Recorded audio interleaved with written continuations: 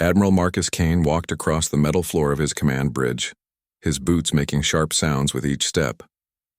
The Stellar Dominion was the largest ship in the Zephyrian Imperial fleet, a massive dreadnought that stretched for miles and could destroy entire planets with its weapons. Kane had commanded this ship for 15 years and had never met an enemy that could stand against its power. The bridge was filled with the quiet hum of computers and the soft voices of his crew as they worked at their stations. Captain Lisa Hoffman sat at the tactical station, her human fingers moving quickly across the control panels as she monitored the ships in their fleet. She had served with Kane for 8 years and was one of the best tactical officers in the Imperial Navy. Even though she was human and not Zephyrian like most of the senior officers, Kane looked out through the large viewing window at the stars ahead of them. They were on routine patrol in the Outer Rim territories, checking on the colonies and making sure no one was causing trouble for the Empire. The Zephyrian Empire had ruled this part of the galaxy for over 3,000 years, and their military might kept all the other species in line. No one dared to challenge them because everyone knew what happened to those who tried. Lieutenant Commander Jake Morrison turned from his communications station and looked at Kane. "Sir, we are receiving the daily reports from all patrol sectors," he said in his calm voice. "Everything appears normal across the outer territories." Kane nodded and moved to his command chair in the center of the bridge. The chair was made of the finest materials and positioned so he could see every station and the main viewing screen. From here he could control a fleet of over 300 ships, each one powerful enough to conquer most worlds by itself.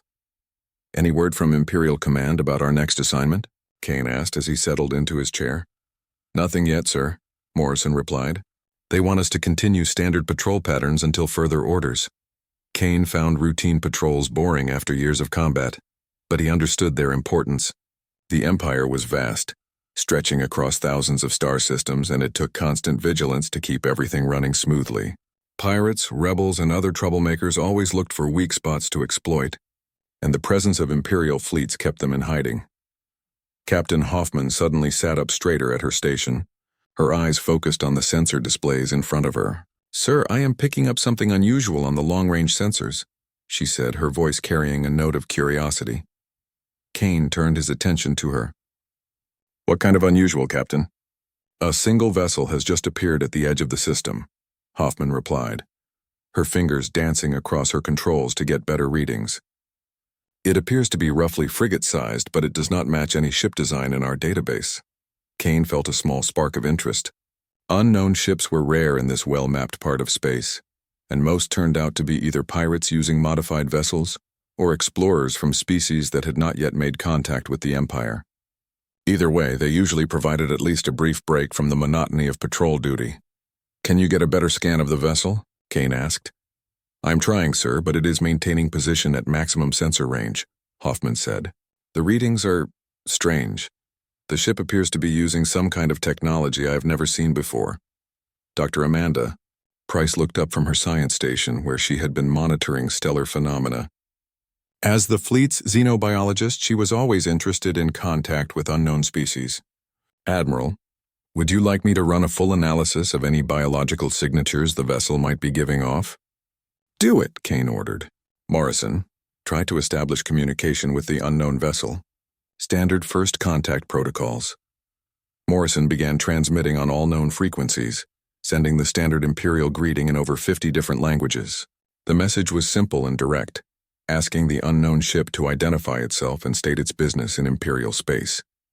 Minutes passed without any response. The unknown vessel remained motionless at the edge of the system, neither approaching nor retreating. Kane found this behavior puzzling because most ships either tried to run when they encountered an Imperial fleet or immediately surrendered. "Sir, the vessel is not responding to any of our communication attempts," Morrison reported. "I have tried every frequency and every language in our database." "Maybe they do not have the technology to receive our signals," suggested Dr. Price. "If they are from a less advanced civilization, their communication systems might not be compatible with ours." Kane considered this possibility but dismissed it quickly. Any species advanced enough to build ships capable of interstellar travel would have the basic technology needed for communication. More likely, the unknown vessel was simply choosing not to respond, which meant they were either very confident or very stupid. How long until we can get a visual on the vessel? Kane asked. At our current speed, approximately 30 minutes, Hoffman replied. Should I order the fleet to increase speed? Kane thought about this for a moment. He had 12 dreadnoughts, 40 cruisers, and over 200 support vessels under his command. One unknown frigate posed no threat to such a force, even if it turned out to be hostile. There was no need to rush. Maintain current speed, Kane ordered. I want to see what this ship does when we get closer. The next 20 minutes passed slowly as the Imperial fleet moved through space toward the unknown vessel. Kane watched the tactical display showing the positions of all his ships as they maintained perfect formation. The Zephyrian military was famous for its discipline and precision, and Kane took pride in commanding such a well-trained force. Sir, we are now within visual range, announced Lieutenant Sarah Williams from the sensor station, putting the unknown vessel on the main screen. The large viewing screen at the front of the bridge flickered and then showed an image of the mysterious ship. Kane leaned forward in his chair to get a better look. The vessel was unlike anything he had ever seen before. It had smooth, curved lines and appeared to be made of some kind of dark metal that seemed to absorb light rather than reflect it. There were no visible weapons or engine ports, and the ship's design seemed to flow like it had been grown rather than built. Have never seen anything like that, whispered Dr. Price. The design principles are completely foreign to anything in our databases, Kane had to agree. In his 30 years of military service, he had encountered ships from hundreds of different species. But this vessel was truly unique. Its very appearance suggested technology far different from anything the Empire used or had encountered before. Still no response to our communications? Kane asked.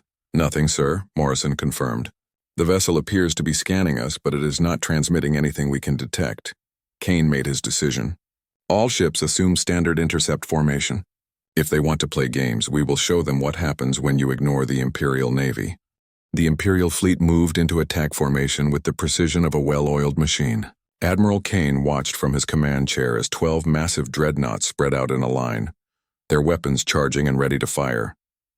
Behind them, 40 cruisers took supporting positions while the smaller support vessels moved to safer distances. Captain Hoffman monitored the tactical display as hundreds of red dots representing Imperial ships formed a perfect attack pattern.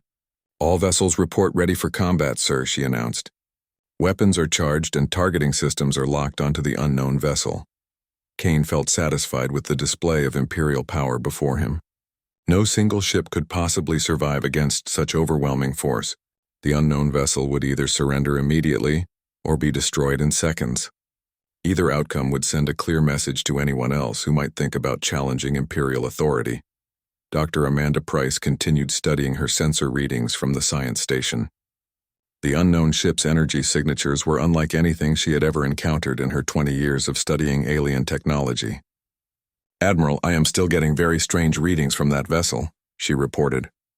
The energy patterns do not match any known propulsion or weapon systems. Perhaps they are using some primitive technology we have not seen before, Kane replied dismissively. It does not matter what kind of engines they have when they are facing the might of the Imperial Navy. Lieutenant Commander Morrison tried one final time to establish communication with the mysterious ship. Unknown vessel, this is the Imperial Navy, he transmitted on all frequencies. You are ordered to surrender immediately or you will be destroyed. You have 30 seconds to comply. The seconds ticked by in silence. Kane counted them off in his head while watching the unknown ship on the main viewing screen. The dark vessel remained perfectly still, showing no signs of movement or response to their ultimatum. Time is up, Kane announced. All ships open fire. The space around the Imperial fleet erupted in brilliant flashes of light as hundreds of weapons fired simultaneously. Plasma cannons sent streams of superheated energy racing toward the target. Quantum torpedoes streaked through the void like burning stars. Graviton beam weapons, powerful enough to crack the surface of planets, lanced out in focused beams of destructive force. Kane watched with satisfaction as the massive barrage converged on the unknown vessel. No ship could survive such concentrated firepower. The unknown vessel would be vaporized in an instant, leaving nothing behind but scattered atoms and the memory of what happened to those who defied the Empire. But something was wrong.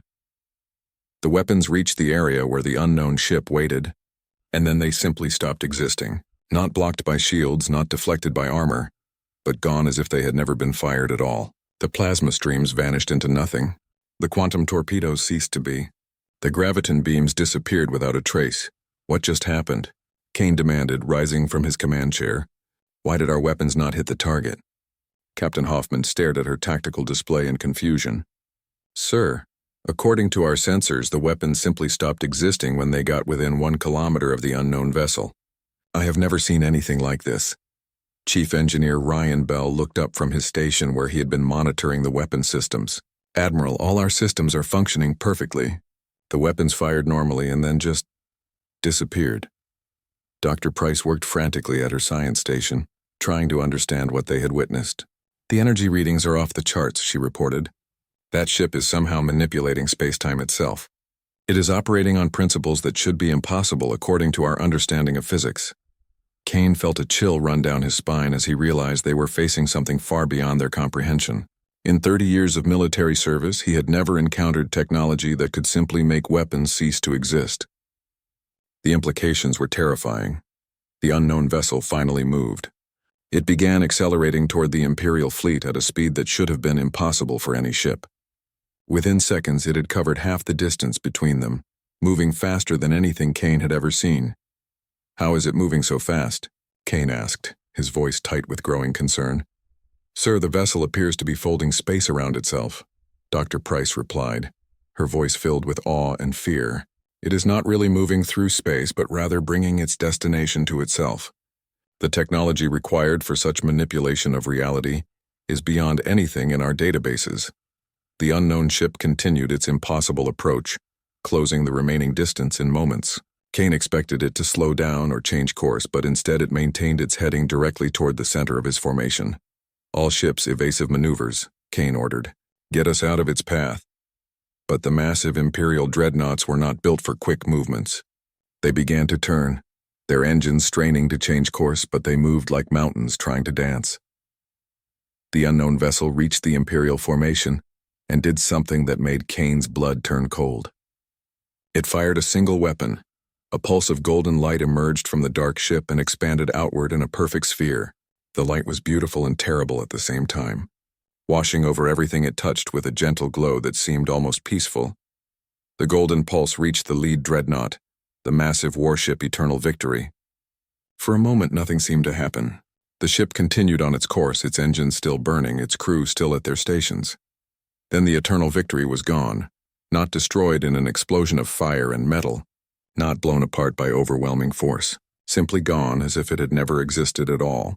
Where moments before there had been a ship containing 8,000 crew members, now there was only empty space and stars. Kane stared at the spot where the Eternal Victory had been, unable to process what he was seeing. Where did it go? He whispered. Sir, according to our sensors, the Eternal Victory never existed, Captain Hoffman reported in a shaking voice. Our computers have no record of such a ship. It is as if it was erased from reality itself. The golden pulse continued expanding, reaching another dreadnought. The same thing happened. The ship touched by the light simply ceased to be, removed from existence so completely that even the fleet's computers forgot it had ever been built. Panic began to spread through the Imperial fleet as ship after ship vanished into nothingness. Kane watched in horror as his mighty armada was being erased one vessel at a time by forces beyond his understanding. All ships, retreat, Kane ordered, his voice cracking with desperation. Full reverse, maximum speed. Get us away from that thing. But the unknown vessel seemed to be everywhere at once, appearing beside ships that were light minutes apart in the same instant. More golden pulses erupted from its dark hull, each one removing another piece of Imperial might from existence. Captain Hoffman grabbed Kane's arm. Sir, we need to evacuate immediately. That ship is systematically destroying our entire fleet. Kane looked around his bridge at the faces of his crew. These were experienced officers who had faced death many times. But now he saw something he had never seen before in their eyes. Pure terror at facing something that could not be fought, could not be understood, and could not be stopped. Captain Kevin Stone watched from the bridge of the cruiser Iron Fist as another Imperial dreadnought simply disappeared from existence. The golden light touched the massive warship and it was gone, erased so completely that his ship's computers could not even remember its name. Stone had served in the Imperial Navy for 25 years and had never seen anything that could inspire such absolute terror in hardened military officers. The unknown vessel moved through the Imperial formation like death itself, appearing beside ships without warning and eliminating them with those terrible pulses of golden energy. Stone's tactical officer counted 12 dreadnoughts gone in less than 2 minutes, each one containing thousands of crew members who were now simply nothing. "Sir, we are receiving evacuation orders from Admiral Kane," reported his communications officer with a shaking voice. "All remaining ships are ordered to scatter and retreat immediately." Stone looked at his tactical display and saw the chaos that had consumed their once perfect formation. Ships were breaking ranks and fleeing in all directions, their captains desperate to escape the mysterious vessel that was systematically destroying the most powerful fleet in the galaxy. "Set course for the edge of the system," Stone ordered. "Maximum speed. Get us away from that thing before it decides we are next." But even as he gave the order, Stone knew it was hopeless. The unknown ship had already demonstrated that it could appear anywhere instantly, covering impossible distances in the blink of an eye. If it wanted to destroy the Iron Fist, no amount of speed or maneuvering would save them. Lieutenant Sarah Williams sat at her sensor station, trying to make sense of the readings from the mysterious vessel. "Captain, I think I understand what is happening," she said quietly. "That ship is not moving between our vessels in the traditional sense. It is existing at multiple locations simultaneously." Stone turned to look at her. "What do you mean?" "Think of it like this, sir," Williams explained. "If we were two-dimensional beings living on a flat surface and a three-dimensional being pressed their hand down on our world, we would see 5 separate circles appearing at the same time. We would not understand that they were all part of the same hand." Dr. Amanda Price, who had been transferred to the Iron Fist when the science vessel was destroyed, nodded in understanding. "The unknown vessel exists in dimensions we cannot perceive," she added. "What we see as one ship appearing in multiple places is actually one entity, unfolding itself across 3-dimensional space." Stone felt his mind struggling to grasp the concept. "You are saying that ship operates in higher dimensions?" "Exactly," Price replied. "It can manipulate reality from perspectives we cannot even imagine. To beings like that, our 3-dimensional space is as easy to navigate as walking across a room is for us." Another pulse of golden light erupted from the unknown vessel, and 3 more cruisers vanished from existence. Stone watched as the ships simply ceased to be, their crews of over 2,000 people each removed from reality, as if they had never been born. The Iron Fist's engines roared at maximum power as they tried to reach the edge of the system. But Stone knew they were not moving fast enough. Other Imperial ships around them were disappearing one by one, touched by that terrible golden light that erased everything it encountered. Commander Pete Johnson, the Iron Fist's executive officer, worked frantically at his station to send an emergency transmission to Imperial Command. "Sir, I am trying to get a warning message through to headquarters before we are destroyed," he reported. "They need to know what we are facing out here." "Do it quickly," Stone replied, watching as another wave of golden pulses eliminated 6 more Imperial vessels. "I do not think we have much time left." The unknown ship seemed to sense their attempt to communicate with the outside universe. It appeared directly in front of the Iron Fist, its dark hull blocking out the stars beyond. Stone could see the smooth, curved surface of the mysterious vessel through his viewing screen, and he noticed that it seemed to absorb light rather than reflect it, making it appear like a hole cut in the fabric of space itself.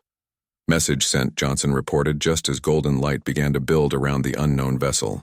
"Imperial Command will know what happened to us, even if we do not survive to see their response." The emergency transmission that Johnson managed to send contained all the tactical data they had gathered about the mysterious vessel.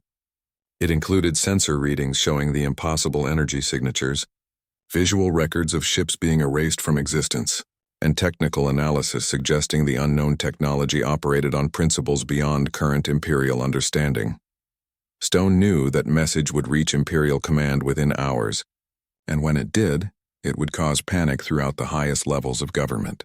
The Zephyrian Empire had never encountered an enemy they could not defeat through superior firepower and tactical superiority. This unknown vessel challenged everything they believed about their place in the universe. The golden light around the mysterious ship grew brighter, preparing to fire another of those reality-erasing pulses. Stone looked around his bridge at the faces of his crew, men and women who had served the Empire faithfully for decades. They deserved better than to simply disappear from existence without anyone remembering their sacrifice. "All hands, this is the captain," Stone announced over the ship's communication system. "It has been an honor to serve with you all. Whatever happens next, remember that we faced the impossible and did our duty to the end." The golden pulse erupted from the unknown vessel and expanded toward the Iron Fist. Stone watched the beautiful, terrible light approach his ship and found himself thinking about his family back on the capital world. Would they remember him after the light touched his ship? Or would he be erased so completely that even their memories would be changed? The light reached the Iron Fist and Stone felt a strange sensation, as if reality itself was coming apart around him.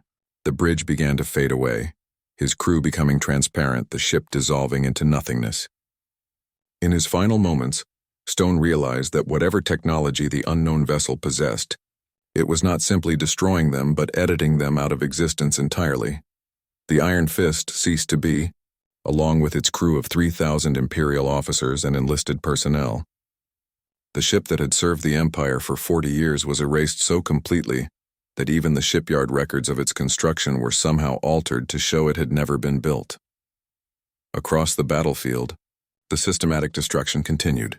The unknown vessel moved through the remaining Imperial ships like a farmer harvesting crops, each golden pulse removing another piece of the once mighty fleet from reality. Cruisers, destroyers, support vessels, all touched by that terrible light and simply ceasing to exist. Emperor Vactor stood in the center of the Imperial war room, his forearms crossed behind his back as he stared at the massive holographic display showing the Outer Rim territories. The emergency transmission from Commander Johnson had arrived 3 hours ago, and its contents had sent shockwaves through every level of the Imperial government. An entire fleet had been destroyed by a single unknown vessel using technology that seemed to defy the laws of physics themselves. Grand Admiral Elena Foster, the highest-ranking human in the Imperial Navy, finished reading the tactical analysis to the assembled military commanders. Her voice remained steady despite the terrifying nature of the report. "Based on the sensor data recovered from emergency beacons, we are dealing with technology that operates on principles completely beyond our current understanding," she concluded. "The unknown vessel appears to manipulate fundamental forces of reality itself." General Carlos Wright, commander of the Imperial Marine Corps, slammed his fist on the conference table. "This is impossible," he declared.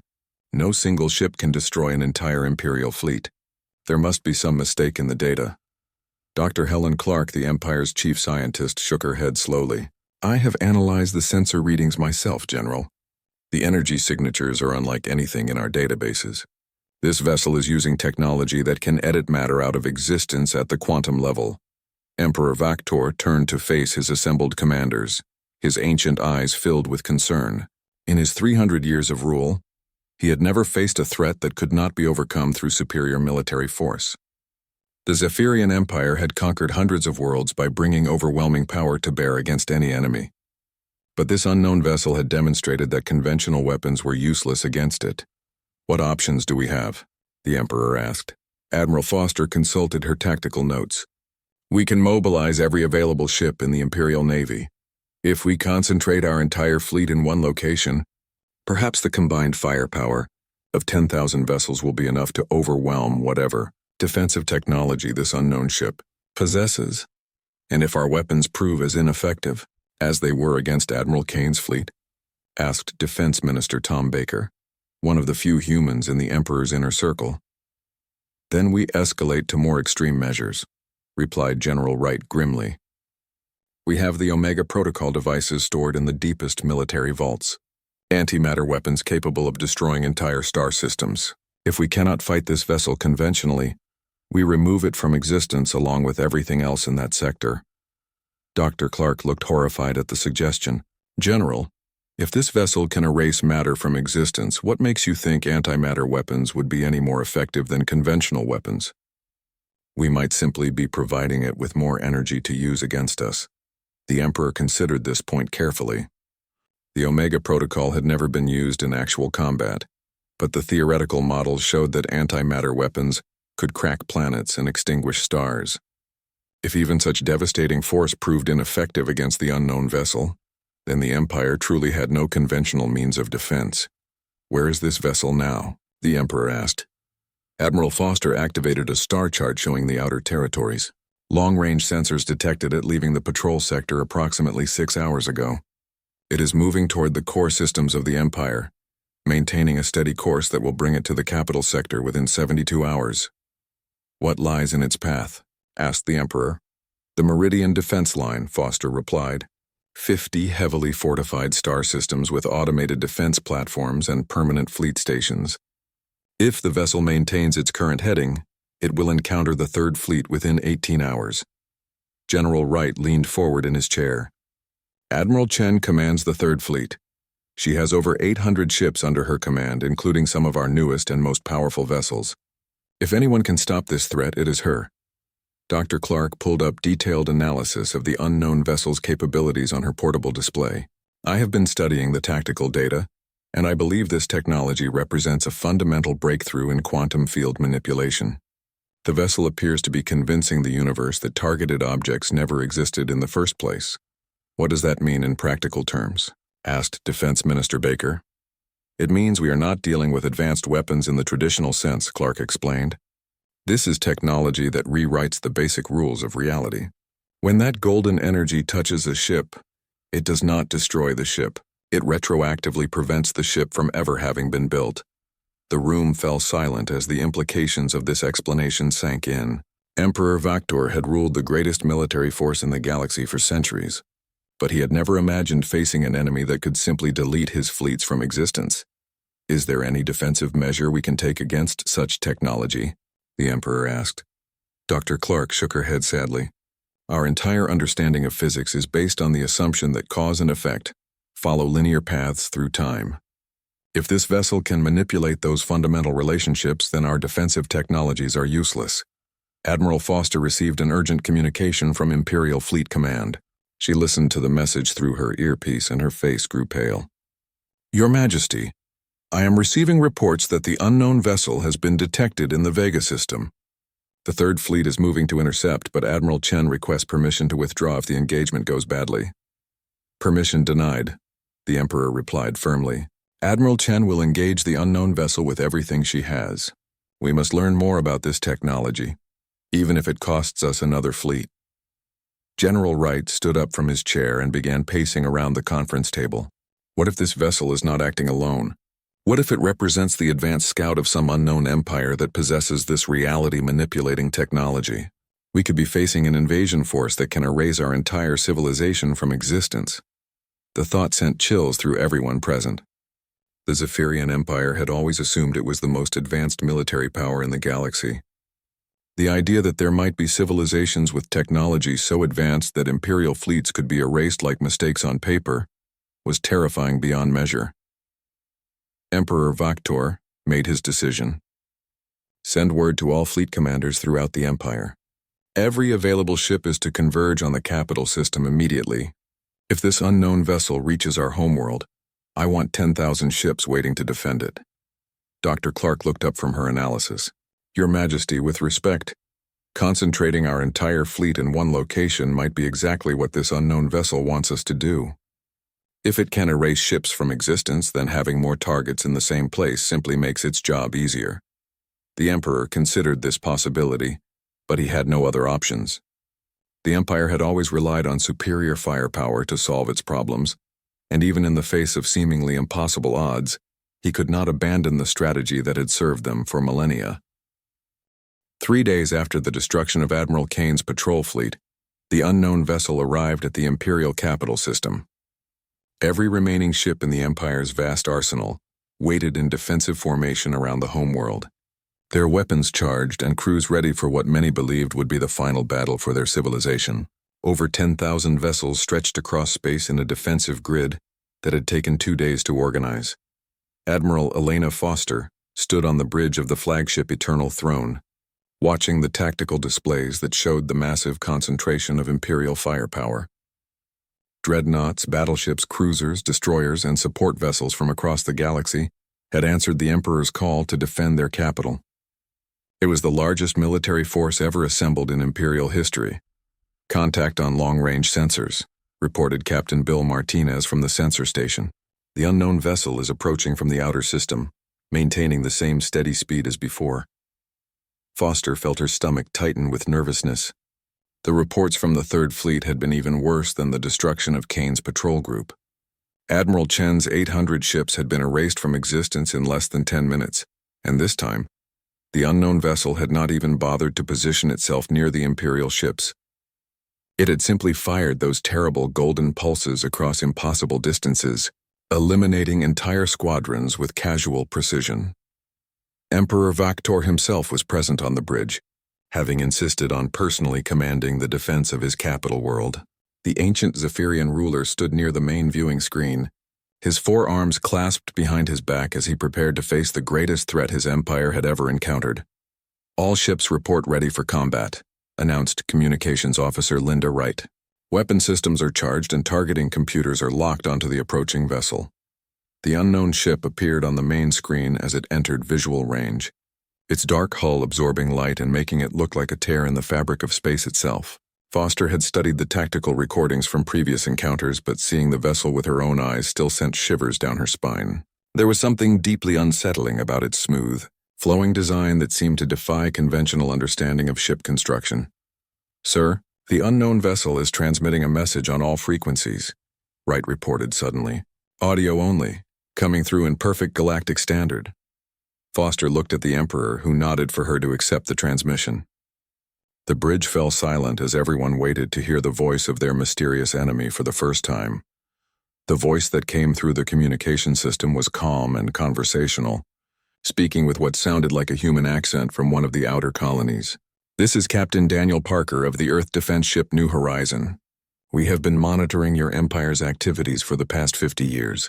Your conquest and enslavement of over 200 species ends today."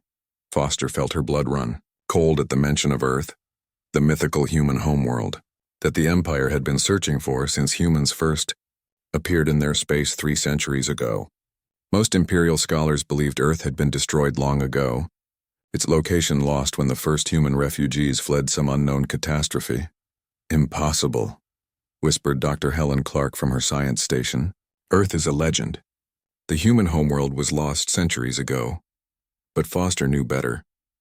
She had grown up hearing stories passed down through generations of humans who served in the Imperial military. Stories of a blue world with vast oceans and a single moon, where humanity had first reached for the stars. The stories her grandmother told had always seemed like fairy tales, but now she wondered if they had been more than that. Captain Parker's voice continued over the communication system. "We know you have human citizens serving in your military and civilian sectors. They will be offered immediate repatriation to Earth if they choose. All conquered worlds will be liberated from Imperial rule. The Zephyrian Empire's reign of terror across this galaxy is over." Emperor Vaktor stepped forward, his voice filled with the authority of 3 centuries of absolute rule. "I am Emperor Vaktor, ruler of the Zephyrian Empire. I do not know who you are or where you come from, but you will withdraw from our territory immediately or face the consequences." The response came immediately. "Emperor Vaktor, your empire has enslaved billions of sentient beings across 200 star systems. You have destroyed entire civilizations and committed genocide against species that refused to submit to your rule. The time for negotiations ended long ago." The Emperor's 4 eyes blazed with anger. "If you do not withdraw, I will order the execution of every human in my empire. There are millions of them serving in our military and working in our colonies. Their blood will be on your hands." The silence that followed lasted for several long seconds. When Captain Parker spoke again, his voice carried a tone of sadness mixed with iron determination.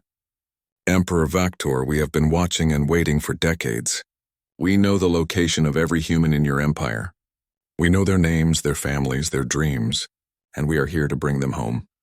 Without warning, the New Horizon began its systematic destruction of the Imperial fleet. But this time was different from the previous encounters. Instead of the golden pulses that erased ships from existence, the mysterious vessel used surgical precision to target only military installations and weapon systems.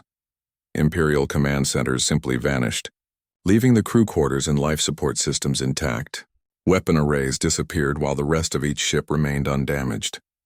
Palace installations and government buildings on the capital world began to cease existing. while civilian areas remained completely untouched. Foster watched in amazement as her own ship's weapons systems vanished while everything else remained functional. They are not trying to kill us, she realized. They are dismantling the Imperial military infrastructure while leaving everyone alive. The systematic removal of Imperial power continued for hours.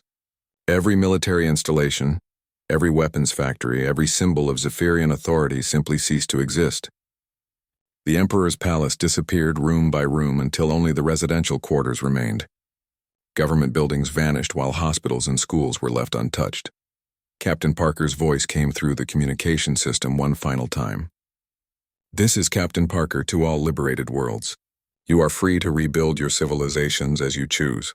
Earth will be watching to ensure that no new empire like this one is ever allowed to rise again." Foster looked around the bridge of her now weaponless flagship and realized that the galaxy had changed forever. The most powerful military force in known space had been neutralized by a single ship from humanity's long-lost homeworld.